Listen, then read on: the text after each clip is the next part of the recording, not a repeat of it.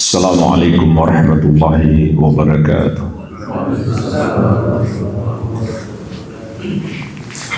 Alhamdulillahi hamdan katsiran tayyiban mubarakan fih mubarakan alaih kama yuhibbu rabbuna wa yarda.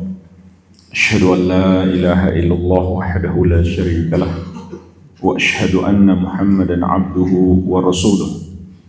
Sallallahu alaihi wa ala alihi wa sahabatihi ajma'in wa man tabi'ahum bi ihsanin ila yaumiddin, amma ba'd. Fa ikhwani wa akhwati fillah rahimani wa rahimakumullah. Kita akan membahas sebuah hadis yang diriwayatkan dari banyak sahabat. Di antaranya dari sahabat yang mulia Abdullah bin Mas'ud radhiyallahu anhu, yang dikeluarkan oleh Al-Imam At-Tirmidzi rahimahullahu ta'ala. Hadis ini dimulai dengan doa Rasulullah sallallahu alaihi wasallam untuk setiap orang yang mempelajari hadis beliau. Naddarallahu mra'an sami'a maqalati fawa'aha wa hafidhaha wa ballaghaha. Semoga Allah menjadikan berseri-seri, bergembira dan bercahaya wajahnya orang yang mendengarkan ucapanku, lalu dia pahami dan dia hafalkan dan dia sampaikan kepada orang lain. Jadi ini doa spesial dari Nabi sallallahu alaihi wasallam untuk umat beliau yang mau mempelajari hadis-hadis beliau, berusaha memahaminya dengan baik, menghafalkannya dan menyampaikan kepada orang lain. Semoga kita termasuk dalam golongan yang didoakan oleh Rasulullah sallallahu alaihi wa ala alihi wasallam. Farubba hamili fiqhin ila man huwa afqahu minhu. Maka bisa jadi orang yang membawa sebuah fikih atau satu ayat atau satu hadis, dia menyampaikan kepada yang lebih memahami darinya.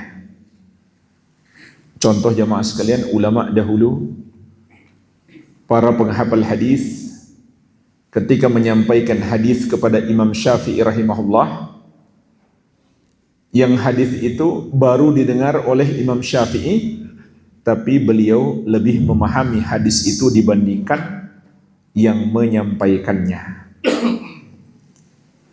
Dan ini di antara buah dari ketakwaan. Allah Subhanahu wa ta'ala anugerahkan di dalam hati seseorang pemahaman.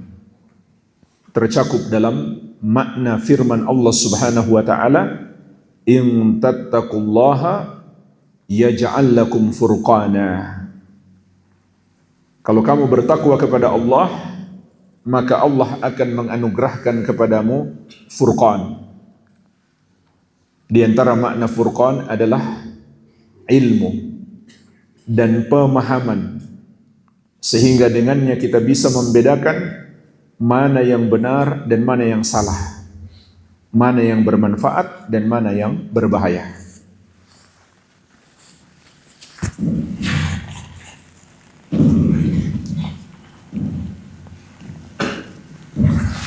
Setelah itu Rasulullah sallallahu alaihi wasallam bersabda,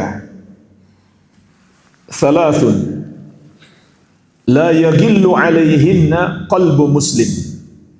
Ada 3 hal yang tidak akan dibenci oleh hati seorang muslim. Yang pertama, ikhlasul amal lillah. Mengikhlaskan amalan hanya untuk Allah Subhanahu wa ta'ala. Yang kedua, wa munasahatu a'immatil muslimin, menasehati para pemimpin kaum muslimin. Yang ketiga, waluzumu jama'atihim, melazimi atau selalu bersama dengan jamaah kaum muslimin. Fa inna da'wata tuhitu min waraihim, karena sesungguhnya orang yang selalu berjamaah akan diliputi oleh doa kaum muslimin dari arah belakang mereka. Inilah jemaah sekalian, hadis yang akan kita bahas tentang 3 hal. Kata Nabi sallallahu alaihi wasallam, "Salatun la yagillu alaihinna qalbu muslim." Ada 3 hal yang tidak akan dibenci oleh hati seorang muslim. Maksudnya, kata Imam Ibnul Qayyim rahimahullah, apabila 3 hal ini ada dalam hati seseorang, ada dalam diri seseorang, maka hatinya akan bersih. Ini pokok amalan yang dapat mensucikan jiwa kita. Kalau 1 dari 3 hal ini tidak ada dalam hati kita, niscaya hati kita akan kotor, bahkan menjadi rusak dan mati.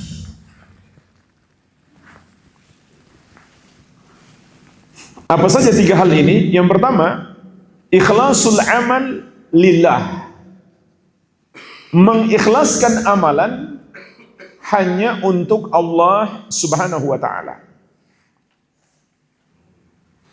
Apa maksudnya jemaah sekalian mengikhlaskan amalan hanya untuk Allah? Ada 2 cakupannya. Cakupan yang pertama adalah mentauhidkan Allah Subhanahu wa ta'ala. Kita murnikan seluruh amalan kita hanya untuk Allah semata. Dalam keadaan kita yakin hanya Allah yang berhak disembah, maka tidak sedikit pun kita persembahkan ibadah kepada selainnya, karena semua yang disembah selain Dia adalah batil. Jadi makna ikhlas yang pertama adalah tauhid.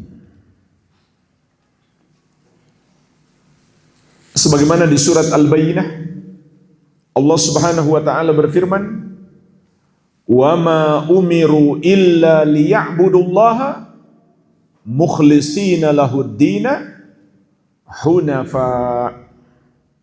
Dan tidaklah mereka diperintahkan kecuali beribadah kepada Allah dengan mengikhlaskan agama hanya untuk Allah.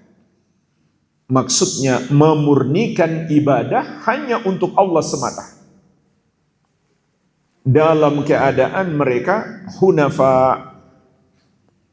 Hunafa artinya mereka berpaling dari kesyirikan.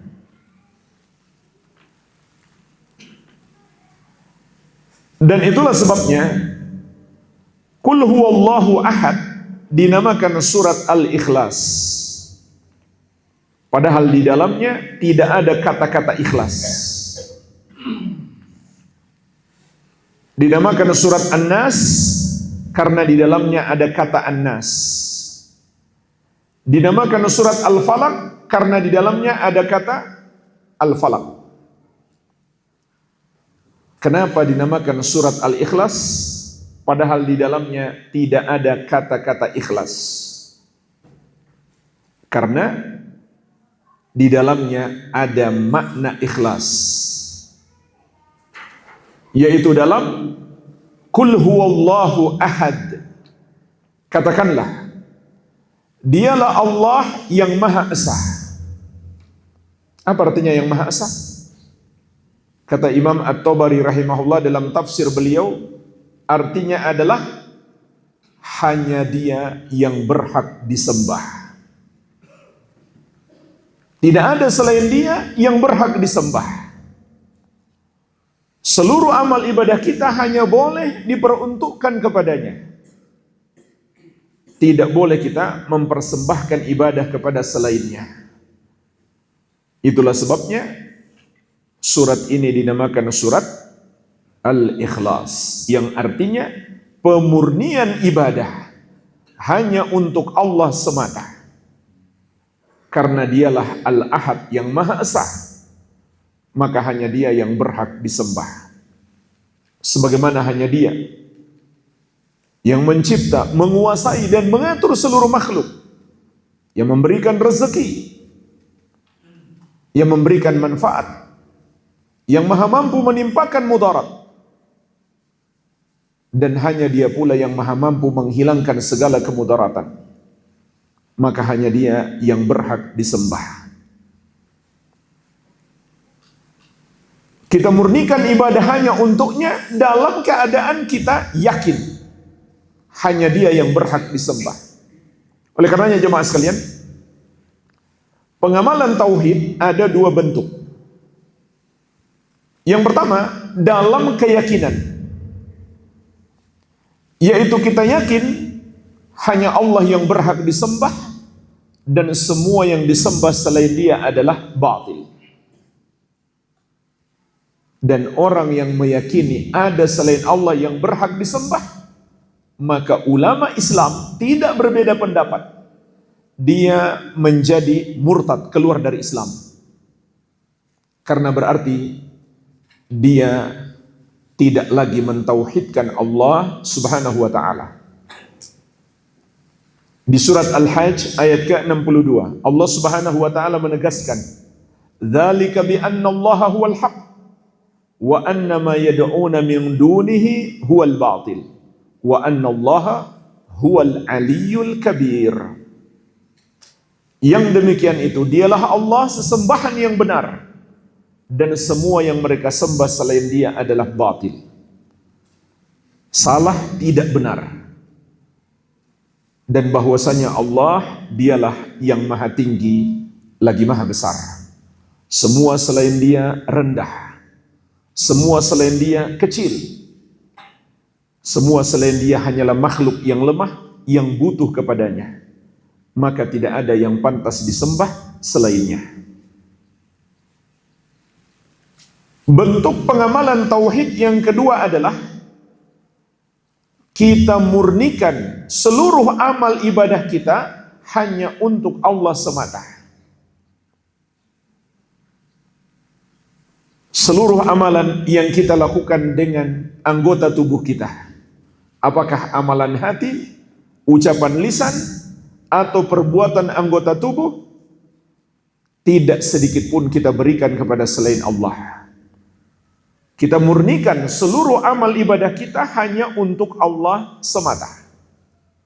Oleh karenanya, orang yang mempersembahkan satu ibadahnya kepada selain Allah, maka dia telah terjerumus dalam dosa syirik. Apakah sholatnya, hajinya, doanya, sembelihannya, tawakalnya, ibadah apa saja, tidak boleh sedikit pun dipersembahkan kepada selain Allah. Di surat Al-An'am, Allah Subhanahu wa taala berfirman, "Qul inna sholati wa nusuki wa mahyaya wa mamati lillahi rabbil alamin la syarikalah."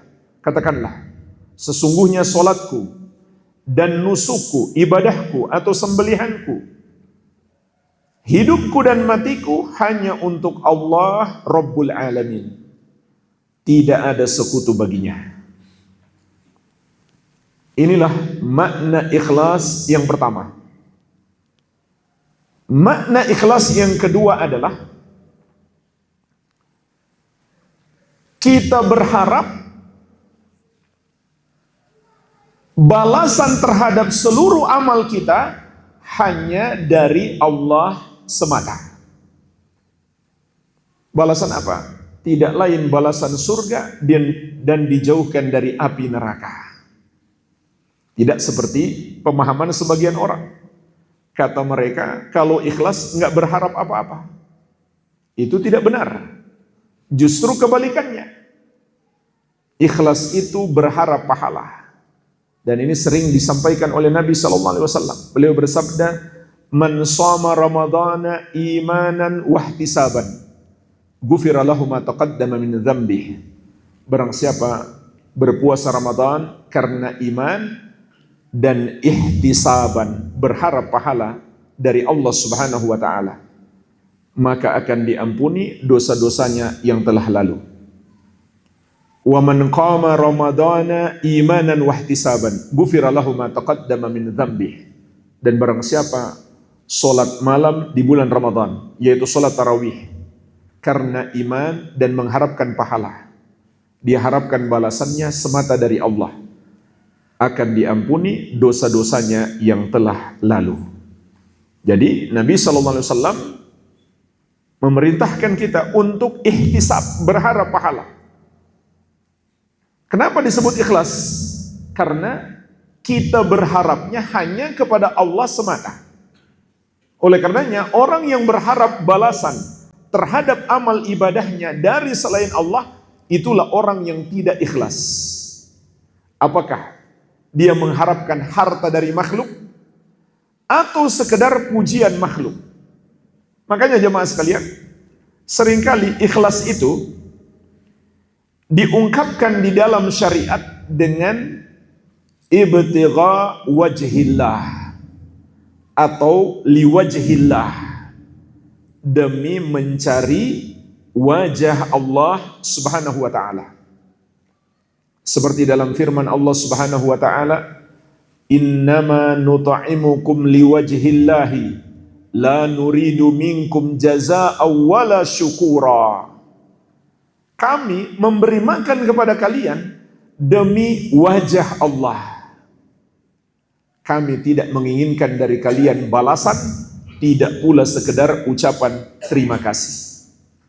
Lihat, diungkapkan ikhlas itu dengan melakukan amalan demi wajah Allah. Tapi jangan dipahami kalau begitu Allah nggak punya wajah. Karena itu ungkapan untuk ikhlas. Justru itu lebih menekankan bahwa Allah memiliki wajah. Karena maksud kita beramal demi wajah Allah adalah agar kita masuk surga, kemudian mendapatkan nikmat terbesar penghuni surga, yaitu melihat wajah Allah Subhanahu wa taala. Dan meyakini Allah memiliki wajah secara hakiki, bukan makna kiasan, adalah akidah yang disepakati para sahabat radhiyallahu taala anhum ajma'in dan seluruh ulama ahli sunnati wal jamaah. Menakwilkannya kepada makna lain adalah kesesatan. Jadi orang yang tidak ikhlas adalah yang berharap balasan dari makhluk. Apakah balasan harta atau sekedar pujian makhluk? Sampai kata para ulama, berharap didoakan oleh orang yang kita telah berbuat baik kepadanya pun tidak boleh. Memang kewajiban dia mendoakan kita, tapi kita berharap agar dia doakan tidak boleh. Karena kita hanya boleh berharap balasan terhadap amal kita hanya kepada Allah semata. Itulah ikhlas. Dan ini mudah diucapkan, tapi pengamalannya tidak mudah. Sampai kata Imam Sufyan Ats-Tsauri rahimahullahu ta'ala, "Ma'alajtu syai'an ashadda alayya min niyyati fa innaha tataqallabu alayya." Tidak ada yang lebih sulit aku atasi daripada penyakit dalam niatku yang selalu berubah-ubah. Artinya jemaah sekalian, mungkin di awal ibadah kita sudah ikhlas, tapi belum tentu di pertengahannya. bisa jadi muncul riya, kemudian kita biarkan saja dan menghancurkan amalan kita. Tapi kalau kita menepisnya, maka amalan kita selamat. Kalau kita menepis riya itu sebelum ibadah kita berakhir, maka ibadah kita selamat. Bahkan kata para ulama, orang yang berusaha menepis riya yang sudah menimpanya di tengah-tengah ibadah, termasuk orang yang berjihad menundukkan hawa nafsunya. Maka Nabi SAW mengabarkan kepada kita, inilah kunci utama mensucikan hati, mentauhidkan Allah dan beribadah kepadanya dengan ikhlas, semata berharap balasan darinya. Kenapa jemaah sekalian? Ini kunci utama untuk kesucian hati. Karena tauhid dan ikhlas adalah sebab utama meraih hidayah dan pertolongan Allah Subhanahu wa taala, dan benteng terkuat dari gangguan dan godaan setan. Ini harus terpatri dalam hati kita. Kunci utama meraih hidayah, pertolongan Allah, dan benteng terkuat dari gangguan dan godaan setan, serta buruknya hawa nafsu kita adalah mentauhidkan Allah dan mengikhlaskan ibadah hanya untuk Allah semata. Makanya di bab ikhlas dalam kitab Riyadhus Shalihin, Imam Nawawi rahimahullah menyebutkan kisah 3 orang yang terkurung di dalam goa. Ada hubungan apa kisah ini dengan bab ikhlas? Ternyata masing-masing mereka berdoa kepada Allah dengan cara bertawassul, menyebutkan amal mereka, dan mereka mengatakan, ya Allah, seandainya amal kami ini ikhlas karena Engkau, maka tolonglah kami. Maka Allah pun menolong mereka. Dan subhanallah, iblis mengetahui tentang keutamaan tauhid dan ikhlas, sehingga Allah sebutkan sumpah iblis dalam surat Shad ayat 82-83. Qala fa bi izzatika la ughwiyannahum ajma'in illa ibadaka minhumul mukhlasin. Iblis bersumpah, demi kemuliaanmu ya Allah, sungguh benar-benar aku akan menyesatkan mereka semuanya, kecuali hamba-hambamu yang ikhlas, yang memurnikan ibadah hanya kepada Allah, yang beribadah dengan niat semata mendapatkan balasan dari Allah. Jadi kalau menuntut ilmu rasanya mengantuk, coba ikhlaskan niat, ikhlaskan ibadah supaya Allah berikan pertolongan. Dan kalau nggak kuat lagi, berwudu. Masih nggak kuat lagi, tolong dipijit sama temannya di samping. Jangan dibiarkan kalau ada saudara kita yang tidur, dipijit, dibangunin. Kalau nggak mau bangun, kasih bantal saja.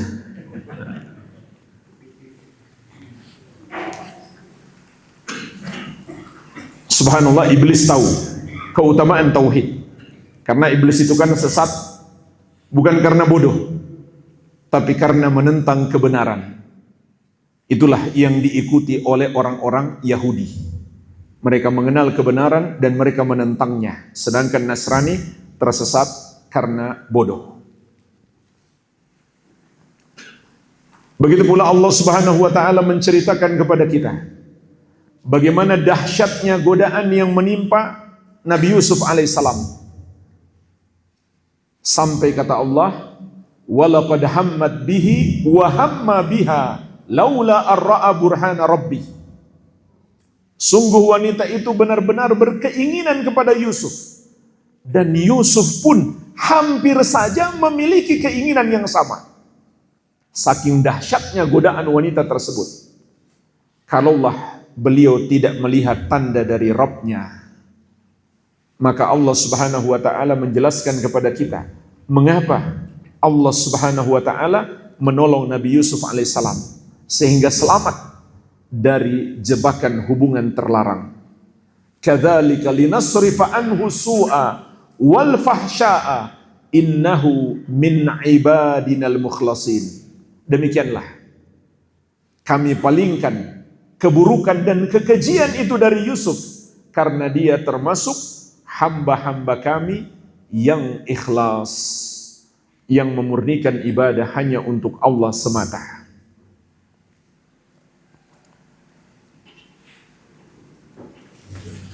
Itulah sebabnya jemaah sekalian, tauhid dan ikhlas adalah kunci utama meraih pertolongan Allah Subhanahu wa taala dan hidayah. Amalan yang kedua yang dapat mensucikan hati kita, kata Nabi sallallahu alaihi wasallam, wa munasahatu a'immatil muslimin, menasihati para pemimpin kaum muslimin.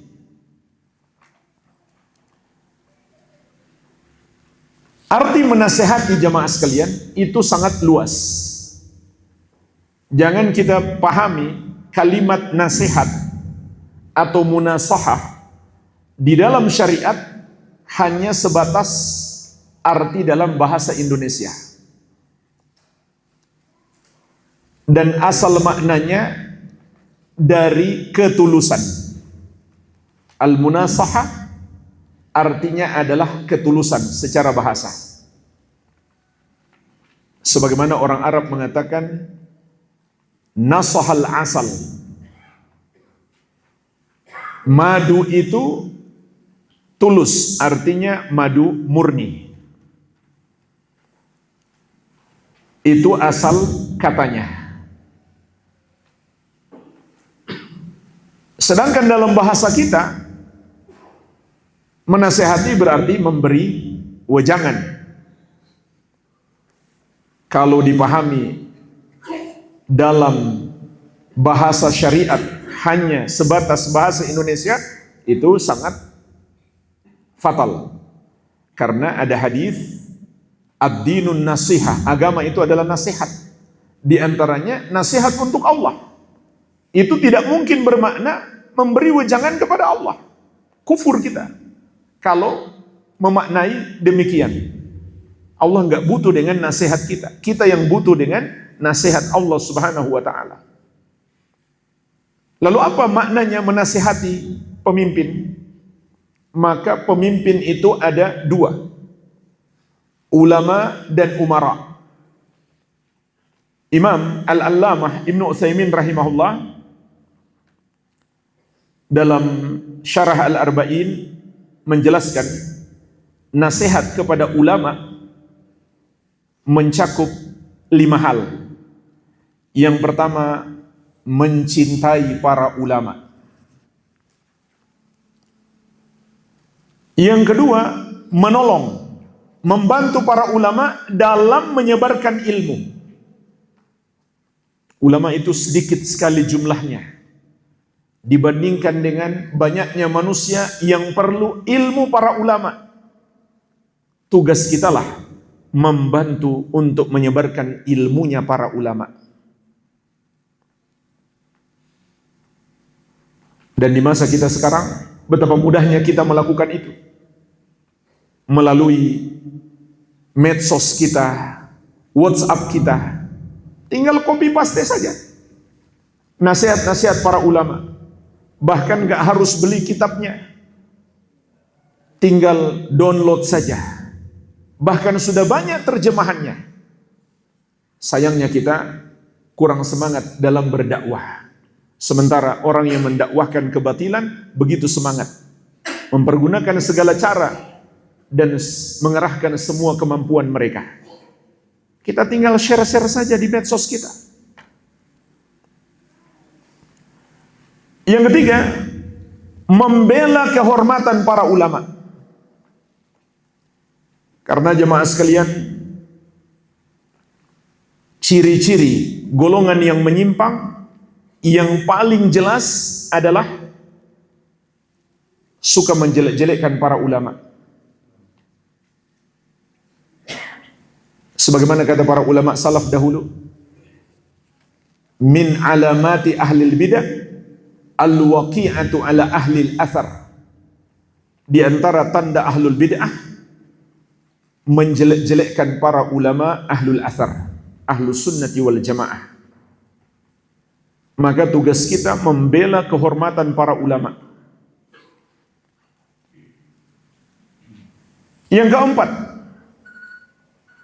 termasuk menasehati ulama adalah apabila kita melihat kesalahan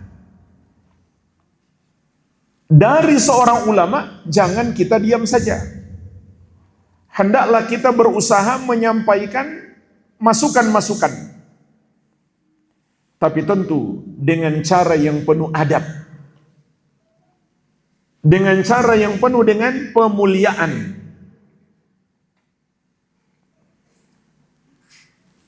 Jadi bukan termasuk nasihat kepada ulama kalau kita diam saja atau bahkan mencari pembenaran atas kesalahan yang dilakukan seorang ulama. Itu seperti prinsip golongan-golongan yang menyimpang. Apa saja kata gurunya pasti benar, nggak mungkin salah. Kalau salah, diusahakan cari pembenaran. Oh, dia kan sudah tingkatan makrifat. Dia sudah jadi wali. Pantas saja dia berbeda dengan kita. Dan ini termasuk kekufuran. Yaitu meyakini seseorang kalau sudah jadi wali boleh keluar dari syariat Nabi SAW. Ini adalah termasuk kekufuran berdasarkan ijma' ulama. Ahlus sunnah tidak seperti itu. Ahlus sunnah tidak mendiamkan kesalahan ulama, tapi mengingatkannya dengan cara yang baik. Bukan dengan cara menjatuhkan kehormatan seorang ulama. Itu ciri-ciri golongan khawarij.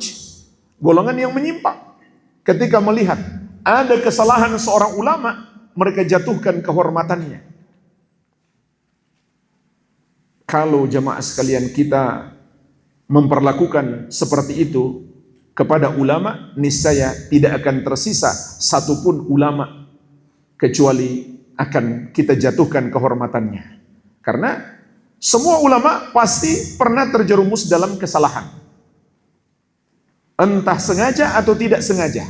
Karena kalau semua pendapat ulama itu benar, itu bukan ulama lagi, itu namanya nabi. Yang tidak mungkin salah. Maka selama ulama itu adalah ulama ahli sunnati wal jamaah, tidak pantas kita menjatuhkan kehormatannya. Meskipun kita katakan pendapatnya salah, tapi orangnya adalah orang yang mulia, mesti kita muliakan. Dan yang kelima, kata Syekh, termasuk menasihati para ulama adalah kita memberi saran-saran dalam menyampaikan dakwah kepada manusia. Seperti kondisi suatu masyarakat, apabila kita mengetahui bagaimana cara menasihati mereka, karena kita sudah tahu latar belakang masyarakat tersebut, maka kita berikan masukan kepada ulama. Mungkin ada beberapa hal jangan dulu dibicarakan kepada masyarakat tersebut. Itu harus diingatkan. Jangan kita undang seorang ustadz ke satu daerah, kita sudah tahu ada hal-hal yang sensitif di situ. Kalau disinggung bisa jadi masalah. Kemudian kita diam saja. Pada akhirnya terjadi masalah.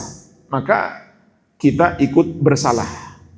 Jadi harus kita berikan masukan-masukan yang baik bagaimana menyampaikan dakwah ini kepada manusia.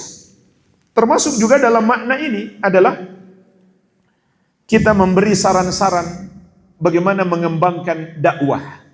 Apakah melalui media-media dan lain-lain. Kalau memang kita punya ilmu di bidang tersebut. Ini 5 cakupan nasihat kepada ulama. Berikutnya, Apa yang dimaksud menasehati pemerintah? Di sini ada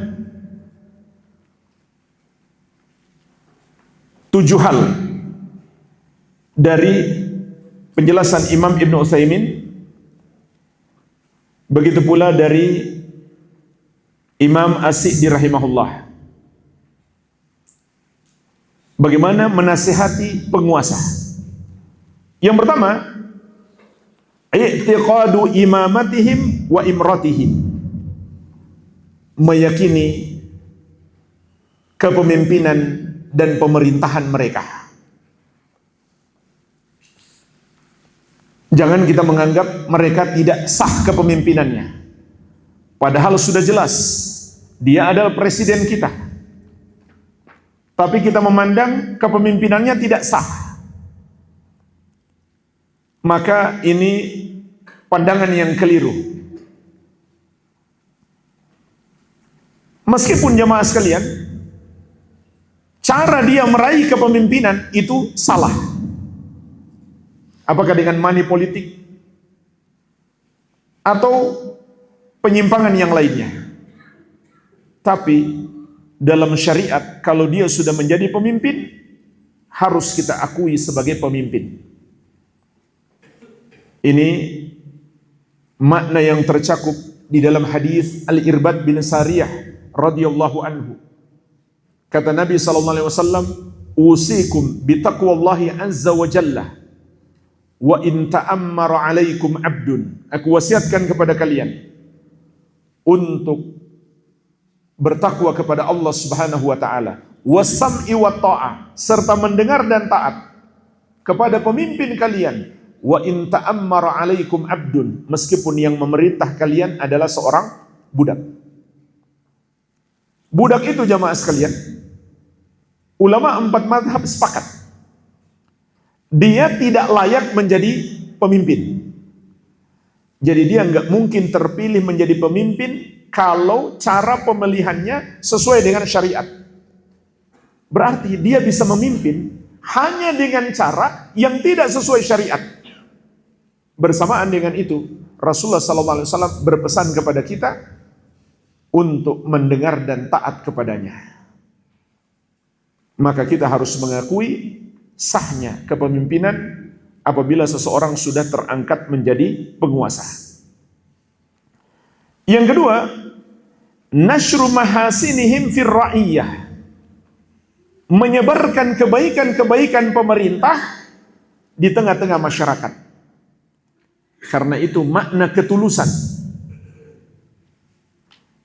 Tetapi tentu dengan syarat yang kita sebarkan itu benar adanya, bukan bohong, bukan pencitraan, benar adanya. Dan ini akan membuat masyarakat mencintai pemerintah sehingga mereka mendoakan kebaikan dan mereka mau ikut mensukseskan program-program yang baik dari pemerintah. Maka dampaknya sangat bagus di tengah-tengah masyarakat. Yang ketiga, imtithalu ma amaru bihi wa ma nahau anhu.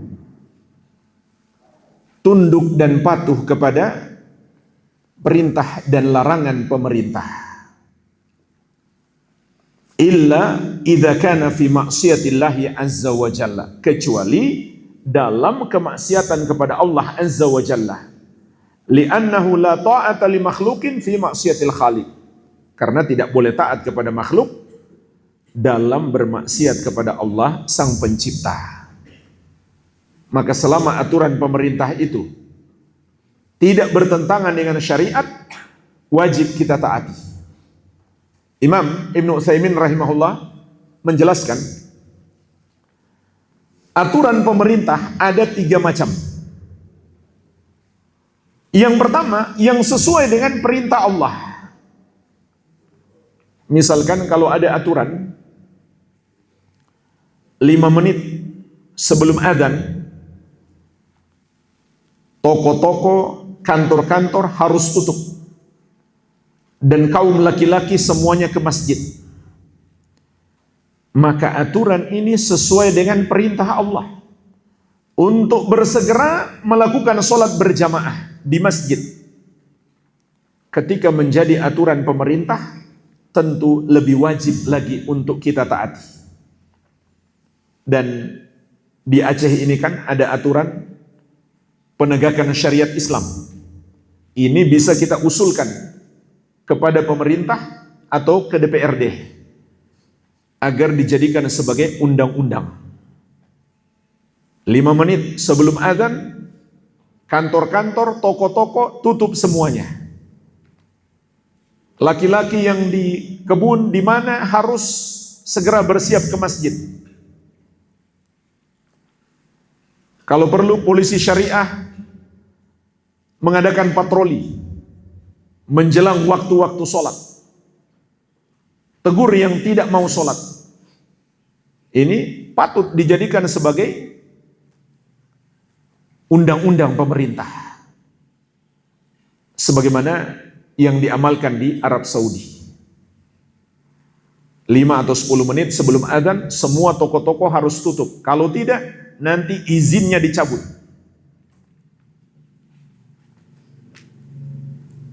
Dan ini lebih agung dari banyak bentuk penegakan syariat, karena sholat adalah syariat yang sangat agung. Ini yang pertama. Yang kedua, apabila aturan pemerintah bertentangan dengan syariat. Misalkan, kalau ada satu pemerintahan menyuruh masyarakatnya untuk minum khamar demi kemajuan industri khamar, maka tidak boleh kita taat. Karena kata Nabi SAW, innamat ta'ah fil ma'ruf, ketaatan kepada makhluk hanya dalam hal yang ma'ruf, yang sesuai syariat. Yang ketiga, aturan pemerintah yang tidak diperintahkan oleh syariat tapi tidak juga bertentangan dengan syariat, haruskah kita taati? Jawabannya wajib. Tercakup dalam makna firman Allah Subhanahu wa taala, ya ayyuhalladzina amanu atiullaha wa atiur rasul wa ulil amri minkum. Wahai orang-orang yang beriman, taatlah kamu kepada Allah dan taatlah kepada Rasul dan ulil amri, para pemimpin dari kalangan kalian. Maka ayat ini memerintahkan kepada kita untuk selalu menaati pemerintah kita, selama dia tidak menyuruh kita untuk berbuat maksiat. Jika itu tidak bertentangan dengan syariat, wajib kita taati, meskipun tidak diperintahkan oleh syariat. Contohnya apa? Sangat banyak. Seperti kalau naik motor pakai helm. Maka naik motor pakai helm, jamaah sekalian, ini adalah cara mudah dapat pahala. Asalkan kita niat menaati perintah Allah untuk menaati pemerintah, karena Allah dan Rasulnya yang menyuruh kita. Oleh karena itu, naik motor tidak pakai helm juga cara mudah berbuat dosa. Mau pergi ke masjid, mau dapat pahala, kurangi dulu pahalanya dengan cara naik motor nggak pakai helm. Dan itu aneh kalau yang melakukannya seorang ahli sunnah yang sudah paham bagaimana seharusnya sikap seorang muslim terhadap aturan pemerintah.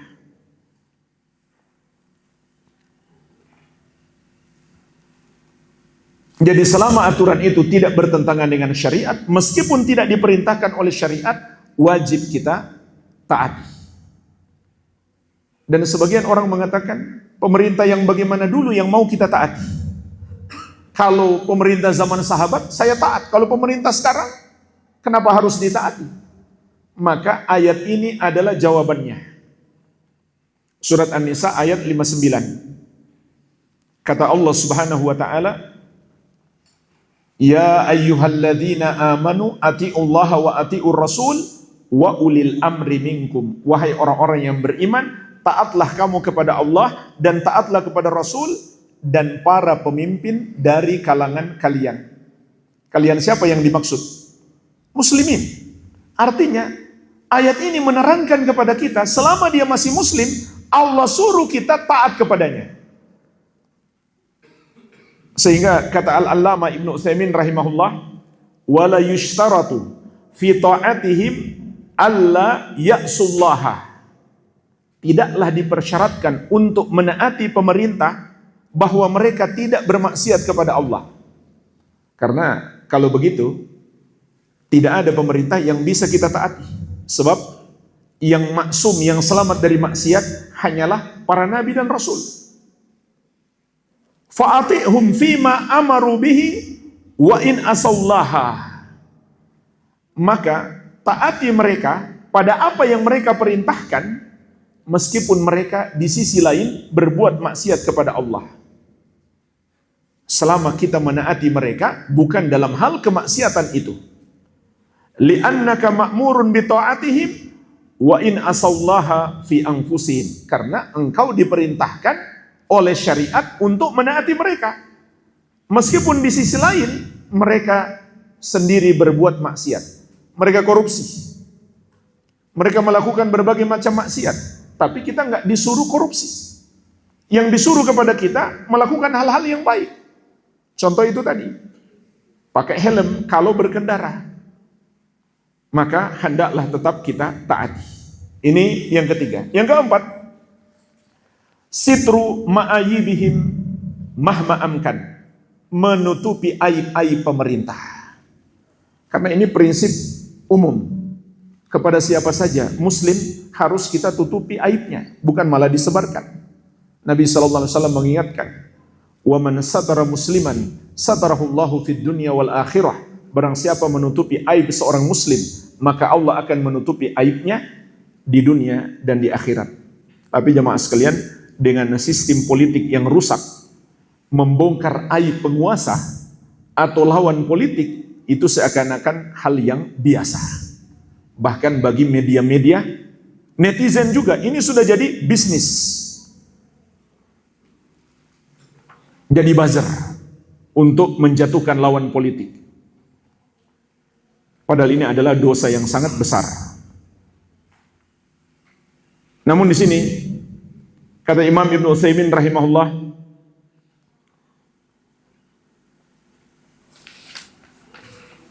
bukan berarti kita diam saja terhadap aib-aib pemerintah. Tapi kita hendaklah berusaha menasihati. Cuma cara menasihatinya ada aturan khusus. Bukan dengan cara menyebarkan aib-aib pemerintah di medsos. Bukan dengan cara berdemonstrasi. Memacetkan jalan lagi, memunculkan berbagai macam kemudaratan. Tapi dengan cara tertutup.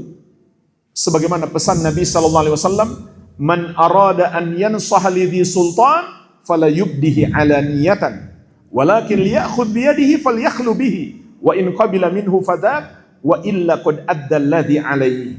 Barang siapa yang ingin menasihati penguasa, janganlah dia tampakkan terang-terangan, akan tetapi dia pegang tangannya kemudian menyepi lalu sampaikan. Kalau diterima itulah yang diharapkan, kalau tidak dia sudah melakukan tugasnya. Jangan setelah dia nasihati pemerintah lalu dia upload ke medsos. Tadi saya ketemu presiden, saya nasihati dia begini dan begitu. Ya sama saja kalau begitu. Yang kelima, adamul khuruj alaihim wa adamul munabadzati lahum. Tidak boleh melakukan pemberontakan terhadap pemerintah. Tidak boleh pula melawan pemerintah dengan kekuatan kita, dengan senjata kita. Tidak boleh ada usaha-usaha untuk memisahkan diri dari kepemimpinan pusat. Itu hukumnya haram berdasarkan ijma' ulama dan dalil-dalil yang sangat banyak, yang sangat tegas dalam hadis-hadis yang mutawatir, hadis-hadis yang sangat banyak sekali. Di antaranya dalam hadis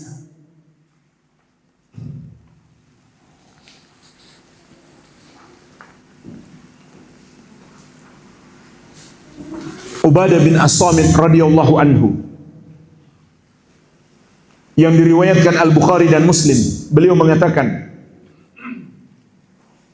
bay'ana Rasulullah sallallahu alaihi wasallam ala sam'i wa ta'ah fi manshatina wa makrahina wa usrina wa yusrina wa atharatin alaina wa alla nunazi al-amra ahlahu. Rasulullah sallallahu alaihi wasallam membaiat kami, mengambil janji dari kami untuk selalu mendengar dan taat kepada pemimpin kami, pemerintah kami, dalam keadaan sukarela maupun terpaksa, dalam keadaan sempit maupun lapang, dan dalam keadaan hak-hak kami tidak ditunaikan oleh pemerintah, atau dengan kata lain, pemerintahnya korup, dan kami tidak boleh merampas kepemimpinan itu dari pemiliknya. Ini luar biasa. Nabi SAW sudah mengingatkan kita akan ada para pemimpin yang curang, yang korup. Bersamaan dengan itu, beliau mengambil janji dari para sahabat untuk tidak melengsarkannya, untuk tidak merampas kepemimpinan darinya. Qala illa an tarau kufran bawahan, kecuali kamu melihat kekufuran yang nyata. Indakum minallahi fihi burhan, yang kamu punya dalil dari Allah bahwa itu adalah kekufuran. Jadi lihat di sini ada syarat-syarat untuk menjatuhkan seorang penguasa. Yang pertama, dia melakukan dosa kekafiran. Yang kedua, bawahan, nyata. Artinya itu nggak bisa ditakwil lain, nggak ada kemungkinan makna lain. Yang ketiga, kamu melihat. Artinya bukan hanya berita-berita media yang nggak jelas, tapi kita tahu betul itu adalah kekufuran yang dia sudah lakukan, dan dia sudah pantas divonis kafir. Tidak ada udzur lagi baginya. Dia bukan muslim yang bodoh, yang tidak mengerti agama. Dia sudah ngerti agama, tapi dia terjerumus dalam kekufuran. Kemudian yang keempat, kamu punya dalil dari Allah Subhanahu wa taala bahwa itu adalah kekufuran. Satu lagi syaratnya, yang kelima, tidak memunculkan mudarat yang lebih besar. Kalau berusaha melengsarkan pemimpin kafir, tapi mudaratnya lebih besar, maka itu juga menjadi tidak boleh. Makanya nggak ada ulama berfatwa kaum muslimin di Amerika lengsarkan penguasanya. Tidak ada. Karena itu hanya akan mendatangkan mudarat bagi mereka yang lebih besar.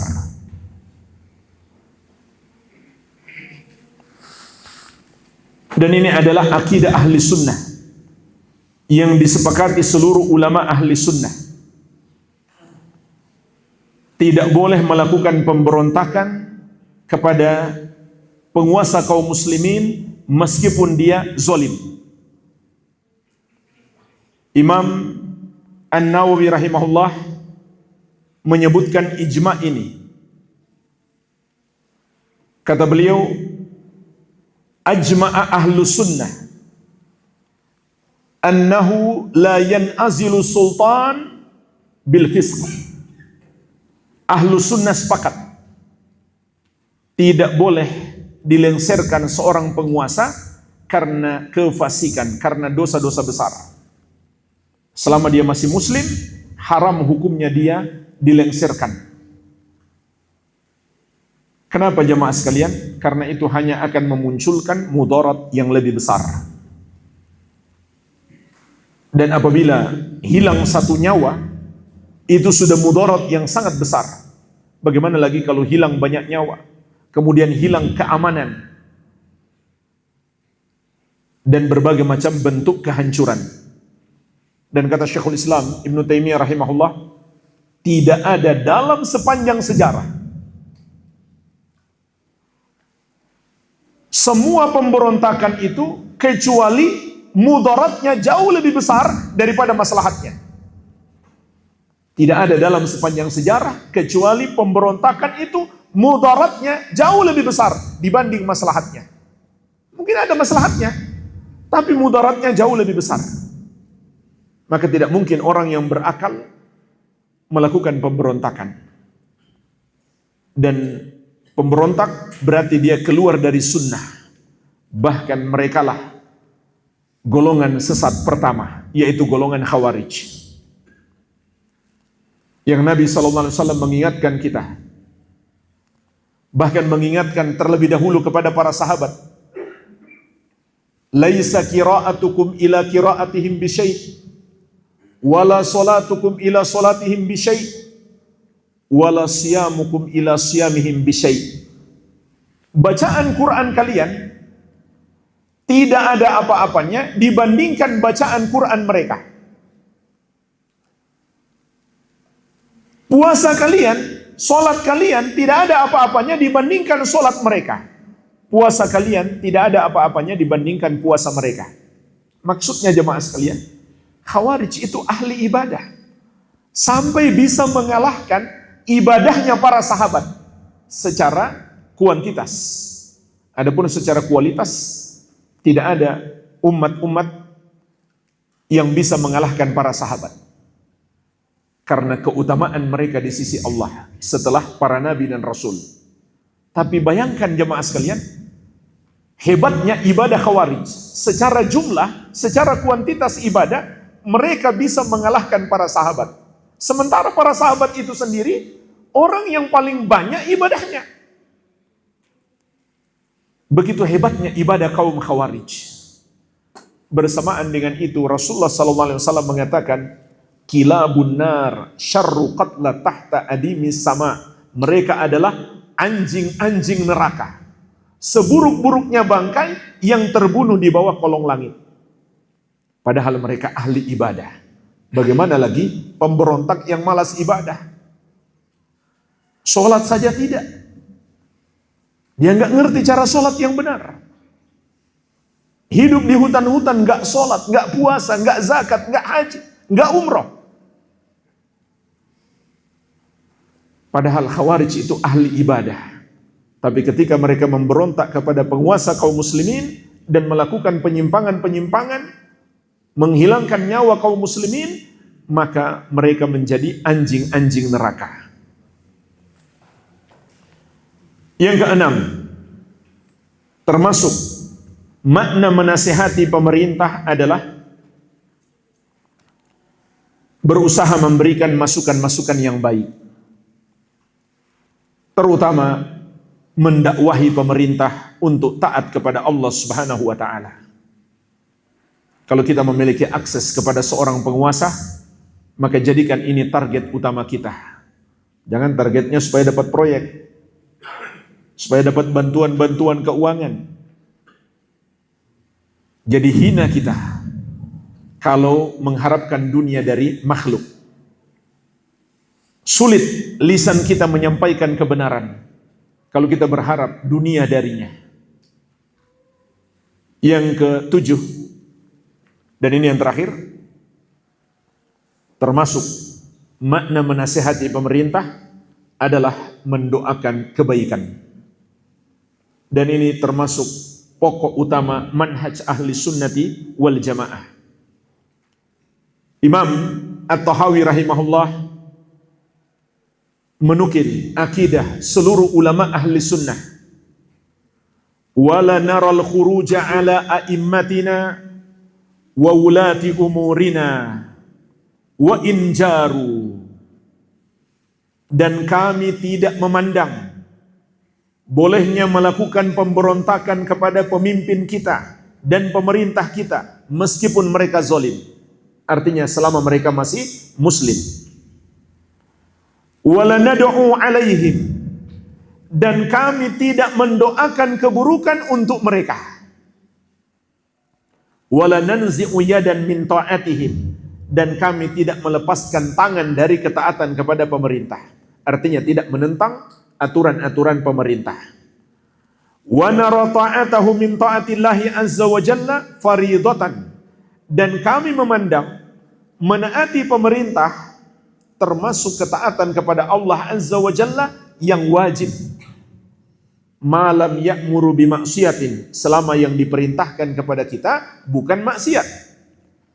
Wa nad'u lahum bis-salahi wal mu'afati, dan kami doakan pemerintah dengan kebaikan dan keselamatan agar Allah menganugerahkan kebaikan untuk mereka dan keselamatan, agar Allah tambahkan hidayah untuk mereka.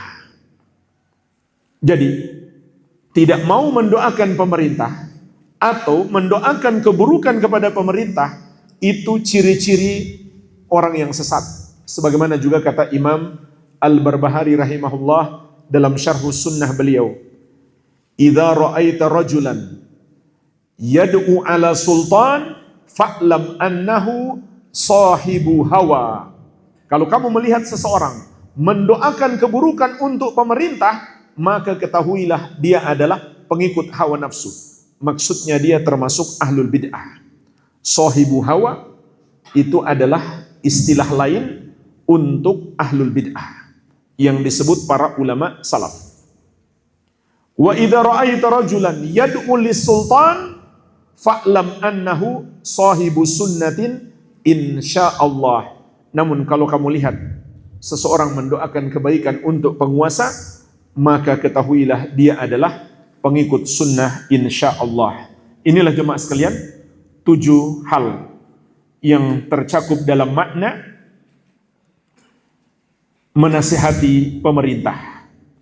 Kita masuk bagian akhir dari hadis ini. Waluzumu jama'atihim. Yang ketiga yang akan mensucikan hati kita adalah melazimi jamaah kaum muslimin. Apa artinya jamaah sekalian? Melazimi jamaah kaum muslimin, selalu berjamaah dengan kaum muslimin. Maksudnya apa? Apakah bikin organisasi? Kita menyatu dalam sebuah wadah. Kalau perlu kita namakan organisasi persatuan Islam. Bahasa Arabnya Wahdah Islamiyah atau Ikhwanul Muslimin. Apakah seperti itu yang dimaksud berjamaah? Jawabannya tidak. Meskipun di anggaran dasar mereka tertulis, kami buat organisasi karena perintah berjamaah di dalam syariat. Itu salah kaprah. Lalu apa yang dimaksud dengan berjamaah? Mencakup 2 makna. Yang pertama, mengikuti jalan kebenaran itu sendiri, yaitu jalannya Rasulullah SAW dan para sahabat radhiyallahu taala anhum ajma'in. Itulah yang dimaksud dengan berjamaah. Sebagaimana dijelaskan dalam hadis al-iftiraq, hadis tentang perpecahan umat. Rasulullah SAW bersabda, "Wa sataftariqu ummati ala 73 firqah, kulluha finnar illa wahidah." Umatku akan terpecah menjadi 73 golongan. Semuanya di neraka kecuali 1. Semuanya tersesat, hanya 1 yang selamat, karena hanya 1 itulah pengikut jalan kebenaran. Para sahabat bertanya, siapa yang 1 itu ya Rasulullah? Ada 2 riwayat. Yang pertama beliau menjawab al-jamaah. Mereka adalah al-jamaah. Yang kedua beliau menjawab ma ana alaihi wa ashabi, yang mengikuti aku dan para sahabatku. Maka kedua hadis ini saling menafsirkan. Yang dimaksud dengan jamaah adalah mengikuti Rasulullah SAW dan para sahabat radhiyallahu taala anhum ajma'in. Oleh karenanya sahabat yang mulia Ibnu Mas'ud radhiyallahu anhu berkata, al-jama'atu ma wafaqal haqqa wa in kunta wahdak.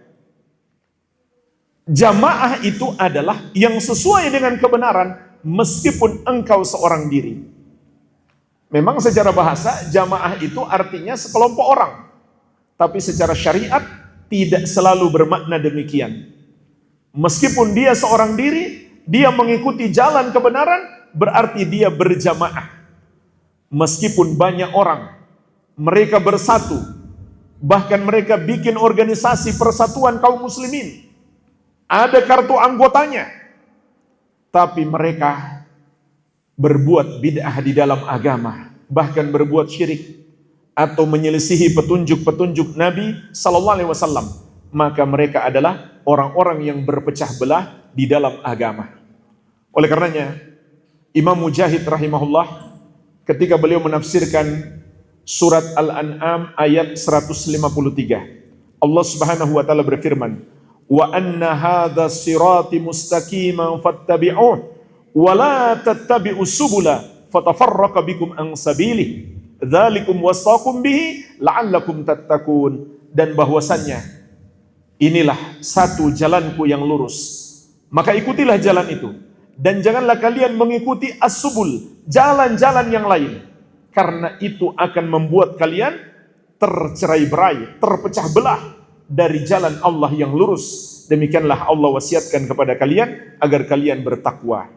Maka kata Imam Mujahid rahimahullah, yang dimaksud dengan as-subul, jalan-jalan lain yang membuat umat Islam terpecah belah adalah al-bid'u wasyubuhat, bid'ah-bid'ah dan syubhat-syubhat.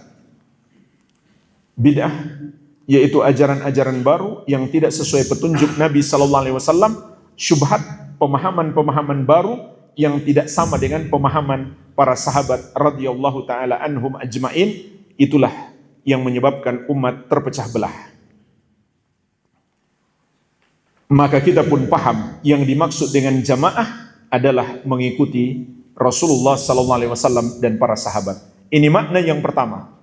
Makna yang kedua, dalil-dalil yang menyebutkan tentang perintah berjamaah adalah perintah bersatu bersama pemerintah kaum muslimin, tidak berusaha melengsarkannya atau memberontak kepadanya atau memisahkan diri dari kepemimpinan pusat. Barang siapa memisahkan diri, berarti dia memecah belah umat Islam, tidak lagi berjamaah. Di antaranya Rasulullah sallallahu alaihi wasallam bersabda, "Man ra'a min amirihi syai'an yakrahuhu falyasbir, fa innahu man faraqal jama'ata shibran famata famitatun jahiliyah." Barang siapa yang melihat sesuatu yang tidak dia sukai pada diri pemimpinnya, sesuatu yang tidak dia sukai berarti kemungkaran yang menyelisihi syariat. Bukan menegakkan syariat, tapi menyelisihi syariat. Apakah itu korupsi dan lain-lain. Maka hendaklah dia bersabar. Ini pesan Nabi SAW. Bersabar artinya dia tidak berusaha melengsarkan pemerintahnya, tidak pula memisahkan diri dari kepemimpinannya. Kenapa? Fa innahu man faraqal jama'ata shibran. Karena barang siapa yang memisahkan diri dari al-jamaah. Konteks hadis sedang berbicara tentang pemerintah. Maka makna jamaah di sini adalah pemerintah. Barang siapa memisahkan diri dari pemerintah, pemerintahnya sejengkal saja. Lihat jamaah sekalian, usahanya memberontak hanya sejengkal, tidak banyak. Kemudian dia mati, maka matinya jahiliyah. Apabila dia tidak sempat bertobat. Jadi bukan mati syahid, tapi mati jahiliyah. Maka kita pun paham yang dimaksud dengan berjamaah adalah tunduk dan patuh, bersatu bersama pemerintah kaum muslimin. Bukan bikin kelompok-kelompok lalu disebut itu al-jamaah. Lalu Nabi SAW menyebutkan keutamaan orang yang berjamaah. Fa inna da'wata tuhitu min waraihim. Sesungguhnya doa kaum muslimin akan melindungi dari arah belakang mereka. Artinya jemaah sekalian, kalau kita amalkan dua hal ini, mengikuti jalan kebenaran yaitu meneladani Nabi sallallahu alaihi wasallam dan para sahabat. Yang kedua, bersatu bersama pemerintah kaum muslimin, maka kita akan dapatkan keutamaan doa-doa kaum muslimin. Doa kaum muslimin kan banyak. Contoh, Sami Allahu liman hamidah. Berapa banyak orang yang baca doa ini? Setiap sholat. Sami Allahu liman hamidah. Ini doa untuk setiap orang yang memuji Allah. Maka hadis ini menjelaskan kepada kita nggak bisa dapatkan keutamaan ini kecuali kita berjamaah. Doa-doa kaum muslimin akan dapat manfaat, kita akan dapat manfaat darinya apabila kita berjamaah. Inilah jemaah sekalian penjelasan singkat hadis tentang 3 amalan yang akan mensucikan hati kita. Tentu masih banyak faedah yang terkandung dalam hadis ini, tetapi waktu membatasi kita. Semoga yang sedikit ini bermanfaat. Wabillahi taufik. Subhanakallahumma bihamdik, asyhadu an la ilaha illa anta, astaghfiruka wa atubu ilaik. Sallallahu ala nabiyyina Muhammadin wa alihi wasallam, wa akhiru da'wana anil hamdulillahi rabbil alamin. Wassalamu alaikum warahmatullahi wabarakatuh.